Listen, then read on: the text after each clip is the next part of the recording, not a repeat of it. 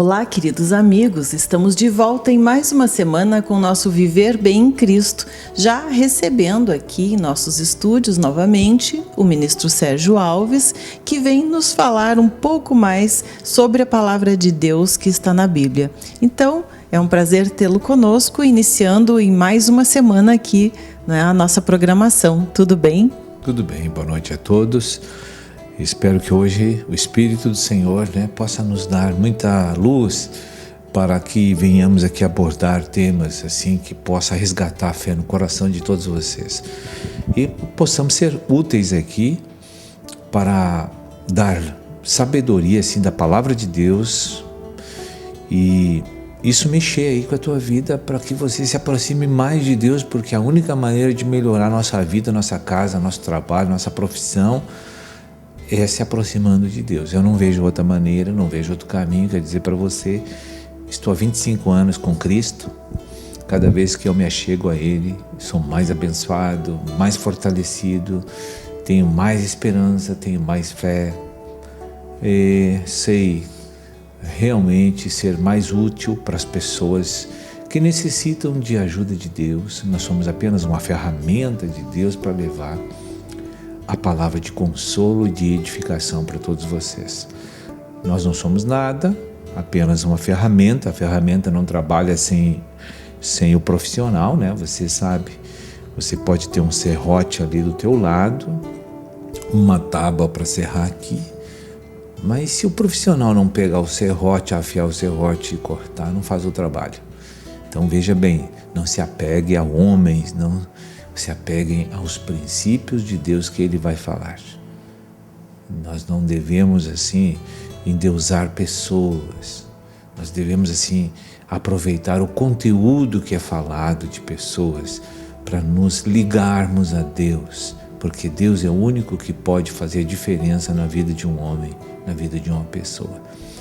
E hoje eu vejo assim no meio cristão muito desequilíbrio, muitos erros. E nada pessoal com ninguém, mas nós estamos numa linha errada, tanto os que pregam quanto os que recebem a verdade.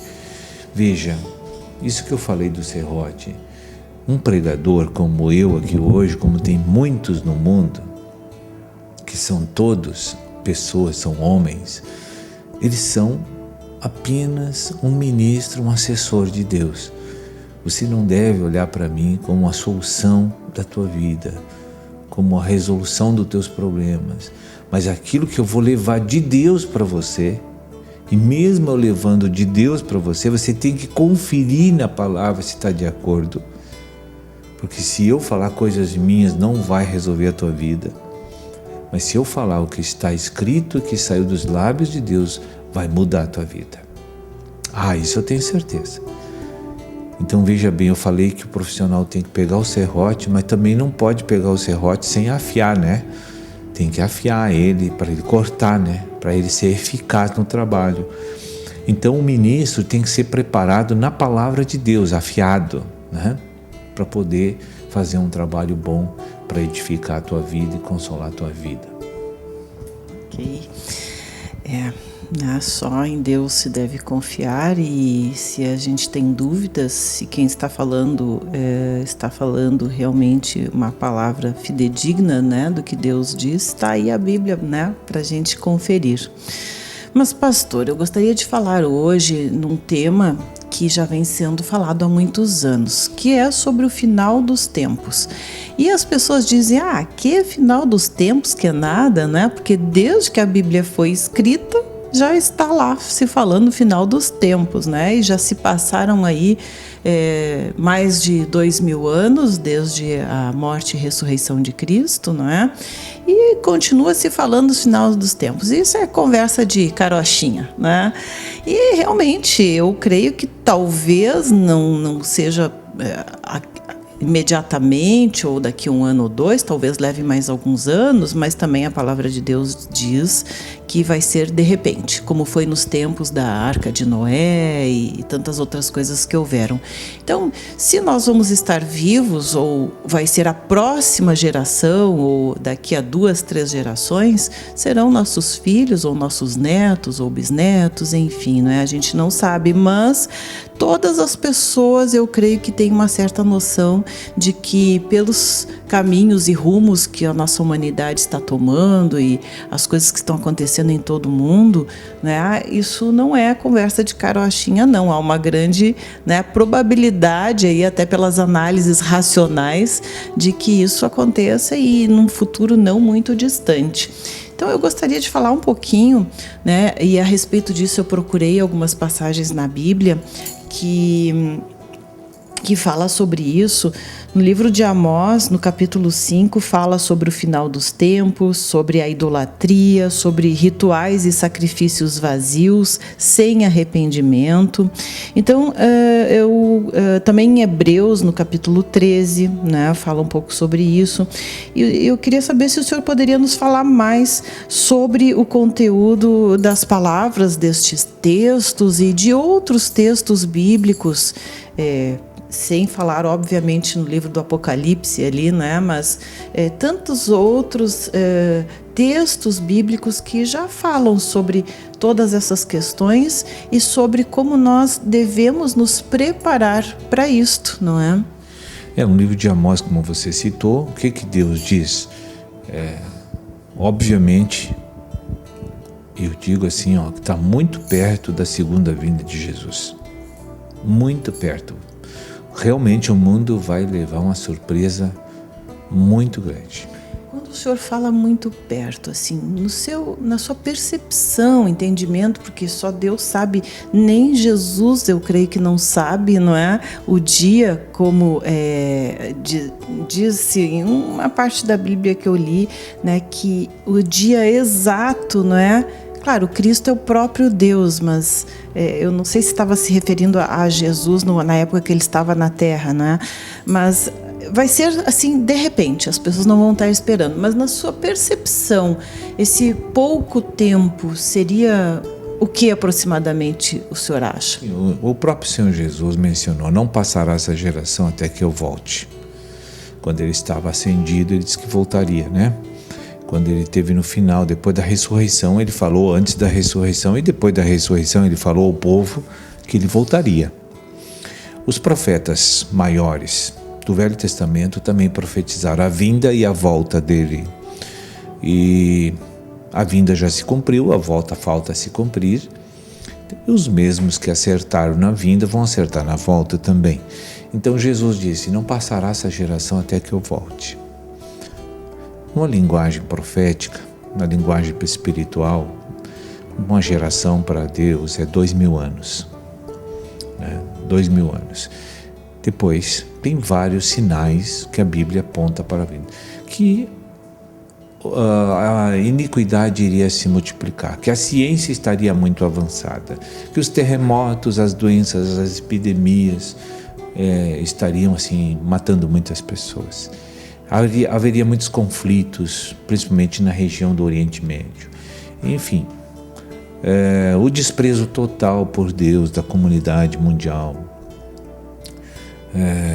o engrandecimento, a corrupção das leis, a corrupção dos governos, do legislativo, do executivo, todas essas coisas são sinais visíveis de que os princípios de Deus desapareceram da terra. E isso aponta para o início do governo do Anticristo, que vai ser um governo que durará 7 anos na Terra, com a permissão divina. Isso está na iminência de acontecer já, no meu entendimento. Porque desde que o Senhor veio até agora, hoje, já estão fechando praticamente os 2000 anos. Falou o governo do Anticristo com a permissão divina. Por que Deus vai permitir isso? Sim, porque Deus precisa mostrar para toda essa geração dessa época a quem eles estão servindo. Precisa provar por que Deus julgou Satanás. porque ele é mau, ele é ruim, ele é maldoso, ele não presta, não serve para nada, ele só quer a destruição. Então Deus tem que fazer ele governar. 3 anos e meio ele vai enganar todo mundo como um líder político fascinante. Depois 3 anos e meio ele vai mostrar sua verdadeira maldade. Aí ele vai tomar conta de tudo e vai colocar o seu sistema perverso e cruel sobre a vida de todos. Porque Deus quer mostrar nos primeiros 3 anos e meio que ele sempre foi o enganador e iludiu todos. Nos últimos 3 anos e meio, o Senhor quer mostrar que por trás daquela falsa bondade estava ele controlando tudo. Aliás, por falar em controlar, as pessoas pensam, mas como que alguém vai controlar todas as pessoas na Terra, né? Eu já achava que seria através da internet, né? E agora estou vendo que vai ser sim, né? Mas de uma outra forma eletrônica, que são os chips, né? Onde as pessoas já estão usando na Europa, e agora eu vi notícias no Brasil que as pessoas vão ter implantadas um chip para que possam acessar o trabalho, né? Como um livro ponto, digamos assim. Coloca o chip nos funcionários e, né, eles entram e saem e já passam o chip, né? Então, até como, digamos assim, desculpa para que as pessoas sejam reconhecidas para fazer suas compras ou para que não hajam sequestros, que as crianças agora começaram a receber um implante de um chip, né, subcutâneo. Então, na verdade, isso aí vai se proliferar e aí todos poderemos estar sendo controlados, sim, em toda a nossa vida, em tudo quanto fizermos. Acabou a liberdade, a falsa liberdade que nós achamos que temos, não é? Na verdade, isso já ocorre por meio dos telefones celulares, né? Hoje tem ali uma localização, né? Hoje você dificilmente pode se esconder se você está usando a tecnologia vigente. E então, está tudo se cumprindo, né? Na Bíblia, o Apocalipse foi escrito há 2000 anos atrás, e ele não fala lá do chip, né? Que vai ser no dorso da mão ou na testa. Não está acontecendo isso? Então, eu não tenho dúvida, estamos chegando aí no final, onde Deus vai encerrar esta era, julgar todo o maligno e nos dar a vida de paz. E quem vai estar com Cristo depois desse governo? Aqueles que obedeceram a verdade, confiaram na verdade e vivem a verdade, propagam a verdade. Esses estarão com Cristo. Os demais continuarão a disciplina e a correção, os demais crentes, para adentrar numa outra oportunidade mais à frente no reino de Deus. E aqueles que não aceitaram a salvação de Deus vão ser condenados eternamente. Pastor, nós vamos fazendo um breve intervalo e voltamos em seguidinha, porque eu gostaria muito de lhe fazer uma pergunta, né? E eu vou deixar para depois dos nossos comerciais. Continue conosco.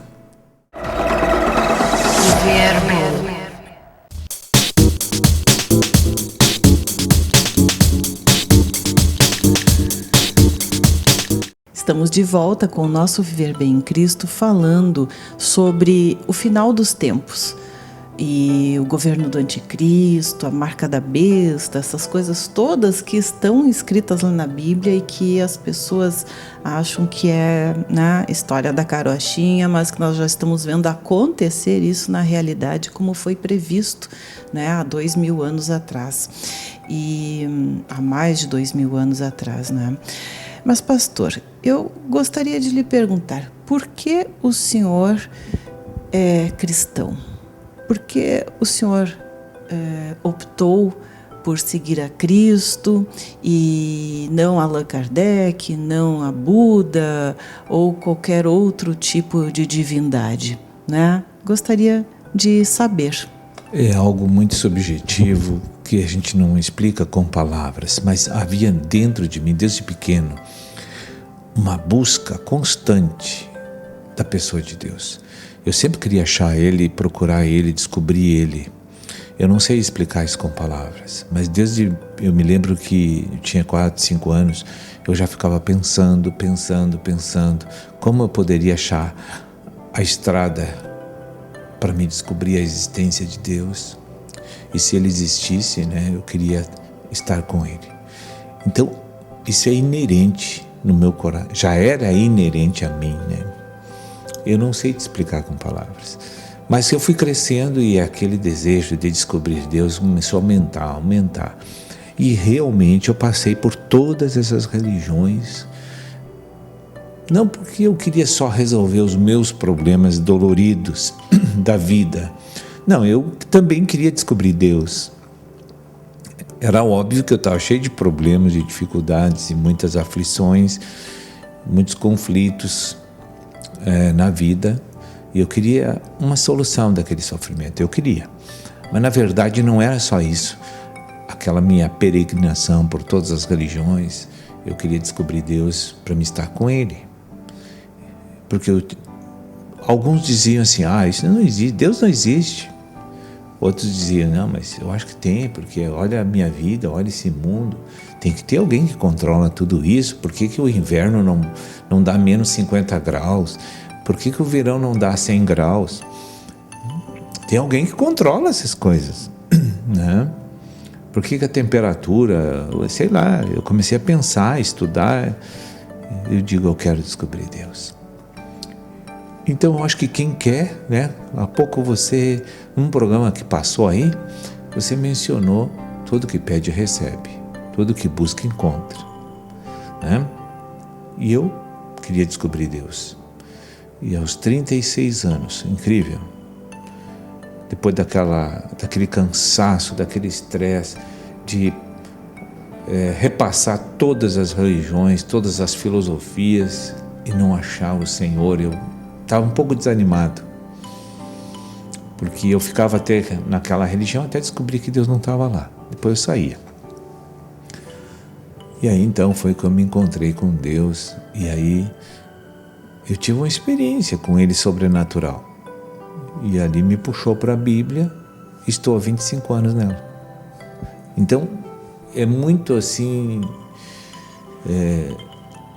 há um desejo inato na gente em busca de Deus. Na verdade, isso aí não sai de dentro da gente. Só que as pessoas desistem da busca e acabam se atirando assim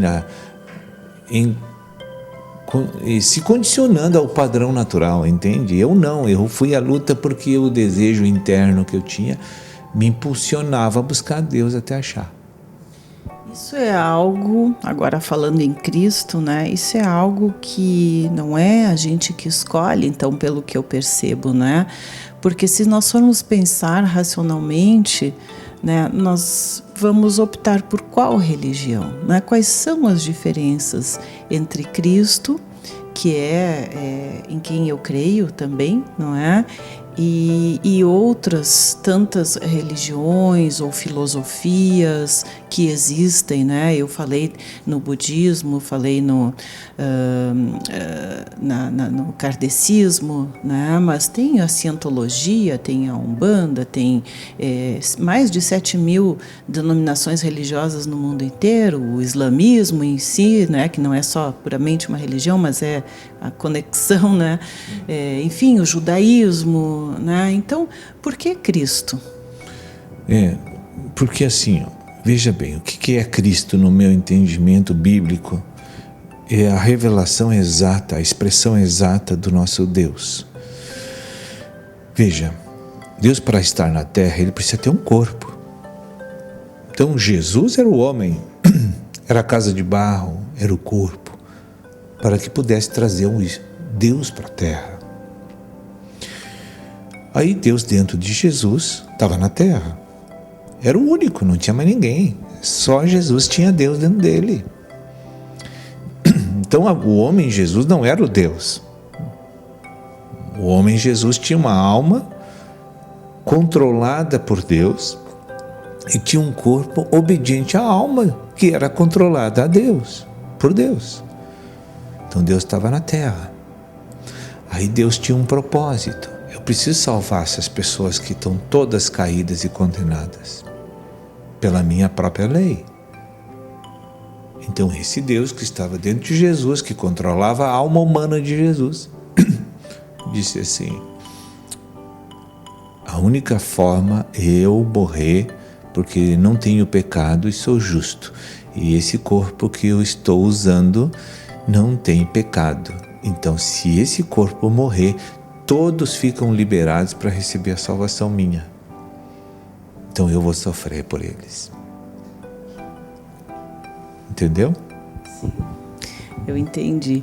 Mas eu estava aqui pensando, né, que até os egípcios acreditavam que Deus estava até dentro de animais que eram sagrados, né, ou dentro de até entidades minerais, né? Então, né, como saber assim que, né, eu tenho os meus pensamentos, mas o que o Senhor diria assim, como saber que Deus entrou para dentro daquele homem que foi Jesus e não para dentro de outros homens também que foram, nossa, a lista de deuses desde a antiguidade até os dias atuais são grandes aí. Porque ele levantou da morte. E só Deus tem poder para fazer um homem, depois de morto, sair do inferno e voltar para a terra para viver. Ressuscitou. Ele provou para mim que ele venceu a morte. E só Deus vence a morte. Tem poder para vencer a morte. Que a morte é Satanás. Então, na ressurreição de Cristo ficou provado que a justiça humana chegou no homem. A justiça de Deus chegou no homem. E que Deus realmente agora pode entrar para dentro de tudo que é o homem, através dessa justiça manifestada no corpo de Jesus. Porque Deus julgou Ele mesmo. Deus sentiu dor, desprezo, escárnio, morte, ida ao inferno. A alma de Cristo foi no inferno. Ficou 3 dias. Mas uma alma de Jesus que estava lá, o Senhor disse: essa alma não tem pecado, não tem condenação, ela foi controlada por mim o tempo inteiro na terra. Ele viveu de forma reta, justa. Alma que não tem pecado, volta a viver. Não fica na morte. Volta para Deus. Então Jesus voltou para a terra. E agora, a alma de Jesus, que foi aprovada por Deus, pode ser produzida em mim, em todos que querem Jesus a partir de agora.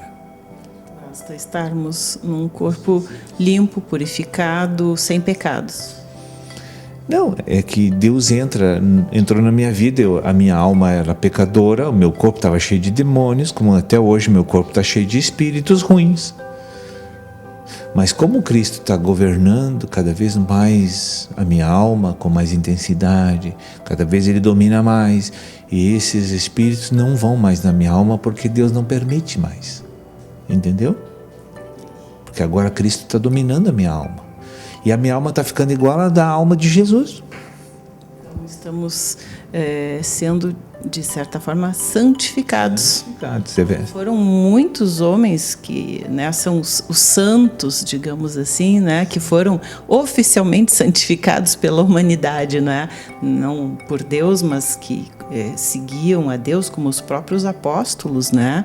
Que são chamados hoje de São Paulo, São João e todos os outros santos. Nós também podemos então ser santificados dessa forma. Com certeza, e Jesus disse: aquele que crê em mim, mesmo que morra, viverá. Olha só. Foi o que aconteceu com Jesus, né? Jesus só veio para obedecer a Deus e fazer as obras de Deus. Ele morreu, mas ele ressuscitou, viveu de novo. Começamos a falar no final dos tempos E está aí, não é, a chance para que a gente viva, sobreviva, ressuscite, né, no final dos tempos e habite aí nesse plano maravilhoso de Deus, numa outra esfera que nós não conhecemos a não ser essa material, não é? Veja bem que é por isso que vai dissipar uma série de enganos agora em todos os nossos telespectadores que acham que para serem justificados diante de Deus precisam fazer obras. Não, é só fé. Fé nessa verdade manifesta. Eu não preciso fazer uma obra para ser salvo. Eu não preciso fazer uma obra para ser santificado. Eu só preciso crer em Deus. Crer e praticar, não é? Praticar, não, porque o crer é pré-requisito, né? Então, o crer é uma consequência de um viver. Se eu tenho crença, eu vou viver. Assim como eu tenho crença no homem natural, eu vou viver com o homem natural, mas eu tenho crença em Deus. E isso não é obra.